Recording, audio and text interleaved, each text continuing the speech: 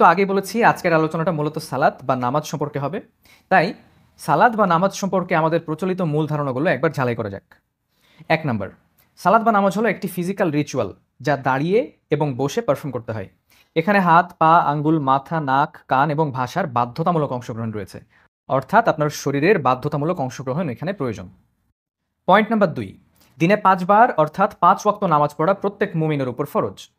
Point number ৩, ফজর, জোহর, আসর, মাগরিব এবং এশার সালাতের ফরজ রাকাতের সংখ্যা যথাক্রমে ২, ৪, ৪, ৩ এবং ৪।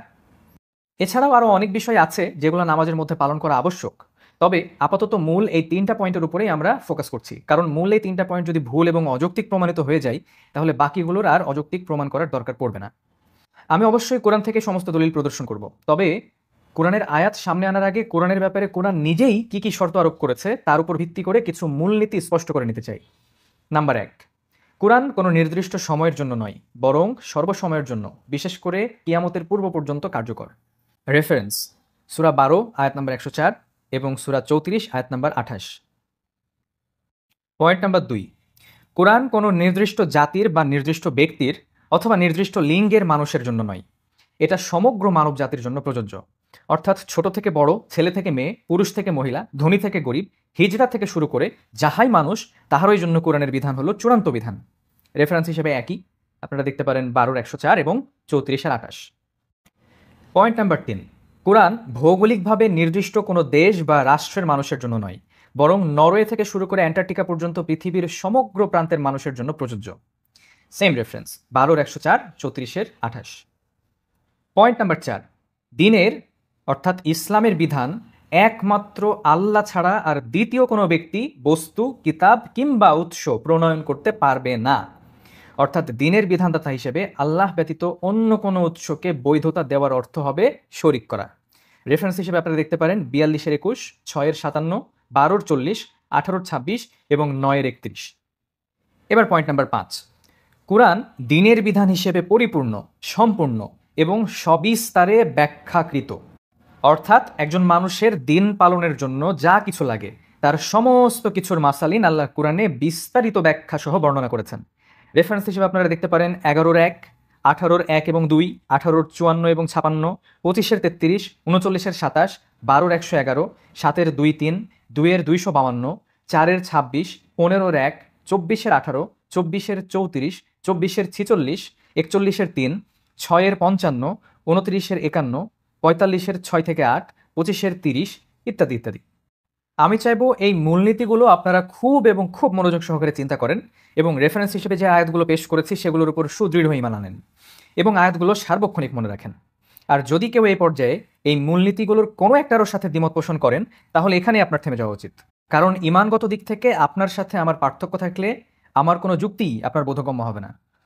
যাই হোক, মূল কথা হলো কোরআনের বিধানগুলোকে এই মূলনীতিগুলোর সাথে কমপ্লাই করতেই হবে। অর্থাৎ কোরআনের কোনো বিধান এই মূলনীতিগুলোর কোনো একটা মূলনীতিকেও খর্ব করতে পারবে না, কারণ এই মূলনীতিগুলোর কোনো একটা মূলনীতি খর্ব হলে সেই বিধান আর সার্বজনীন বিধান থাকে না, এবং যা সার্বজনীন নয় তা প্রকৃতপক্ষে আল্লাহর পক্ষ থেকে নয়।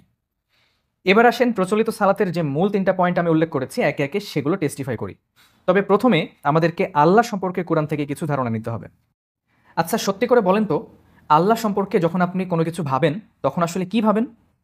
আপনার কি এরকম ভাবনা হয় যে আল্লাহ হলেন এমন একজন সত্তা যিনি বসে আছেন আরশে কুরসিতে, এই বিশ্বজগতের বাইরে, ঘিরে আছেন সমগ্র বিশ্বজগৎকে আর পরিচালনা করছেন সব কিছু?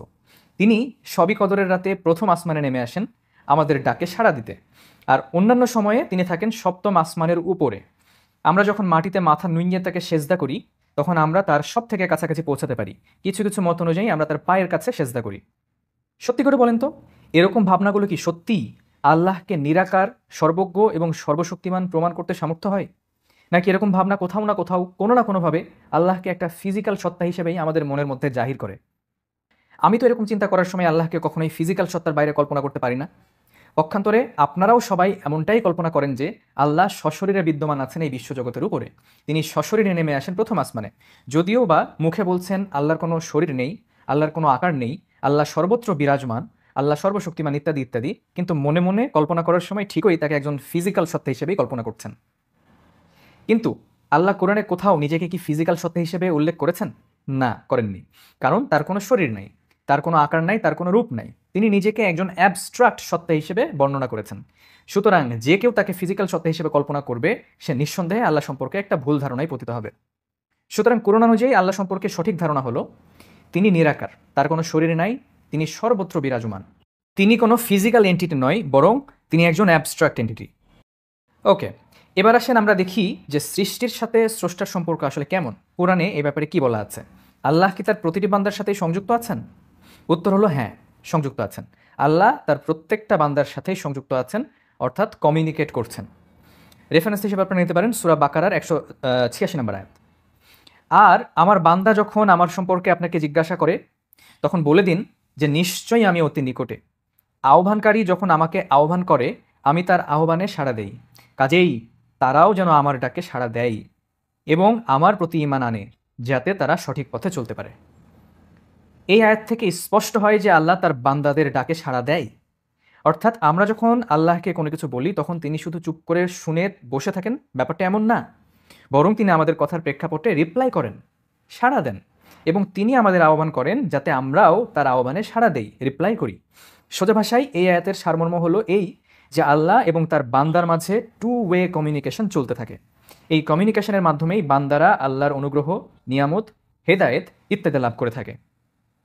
এবার একটু নিজেদের মধ্যে আমরা কেমন করে তথ্য আদান প্রদান করি এবং কমিউনিকেট করি সেটা একটু বিবেচনা করে দেখা যাক। ধরেন এক বান্দা আরেক বান্দার সাথে কমিউনিকেট করবে। ধরেন আমি আপনার সাথে কমিউনিকেট করব। তাহলে কিভাবে আমি কমিউনিকেট করব? পয়েন্ট নাম্বার 1, ভাষার মাধ্যমে কমিউনিকেট করতে পারি। উল্লেখ্য, ভাষা উৎপন্ন করতে হলে আমাকে নাক, ঠোঁট, জিহ্বা, মুখ, দাঁত, কণ্ঠনালী ইত্যাদি অঙ্গ প্রত্যঙ্গের ব্যবহার করতেই হবে, কারণ এই অঙ্গ প্রত্যঙ্গগুলো ব্যবহার না করলে আমি ভাষা প্রডিউস করতেই পারবো না। পয়েন্ট নাম্বার 2, ইশারার মাধ্যমে কমিউনিকেট করতে পারি। এই ক্ষেত্রেও আমাকে ইশারা করতে হলে হাত, পা, চোখ ইত্যাদি অঙ্গ প্রত্যঙ্গ ব্যবহার করতেই হবে। তাহলে এখান থেকে কি বোঝা যাচ্ছে? যে একটা ফিজিক্যাল এন্টিটির সাথে আরেকটা ফিজিক্যাল এন্টিটি, অর্থাৎ এক বান্দার সাথে আরেক বান্দার কমিউনিকেশনের ক্ষেত্রে আবশ্যক হচ্ছে তার শরীর, অর্থাৎ তার ফিজিক্যাল অর্গানস। কারণ ফিজিক্যাল অর্গানস বাদ দিয়ে বা ফিজিক্যাল অর্গানস ব্যবহার না করে একজন মানুষ আরেকজন মানুষের সাথে কোনোভাবেই কমিউনিকেট করতে পারবে না। কিন্তু এই কমিউনিকেশনটা যখন আপনি করতে চাচ্ছেন আল্লাহর সাথে, তখন কমিউনিকেশনটা কার সাথে কার হচ্ছে? আপনার সাথে আল্লাহর, যে কিনা কোনো ফিজিক্যাল এন্টিটি না। আল্লাহ হচ্ছেন একজন অ্যাবস্ট্রাক্ট এন্টিটি। তাহলে আল্লাহর সাথে, অর্থাৎ একটা অ্যাবস্ট্রাক্ট এন্টিটির সাথে কানেক্ট হতেও কি আপনার শরীরের প্রয়োজন আছে, অঙ্গ প্রত্যঙ্গের প্রয়োজন আছে? তখন কি ফিজিক্যাল অর্গানের ব্যবহার করা আবশ্যক? অথবা আপনি এভাবে চিন্তা করতে পারেন যে ফিজিক্যাল অর্গানস বা অঙ্গ প্রত্যঙ্গ ব্যবহার না করেই বা কেন আল্লাহর সাথে কানেক্ট হওয়া যাবে না? আমি চাই এই ব্যাপারটা নিয়ে আপনারা গভীরভাবে চিন্তা করতে থাকুন।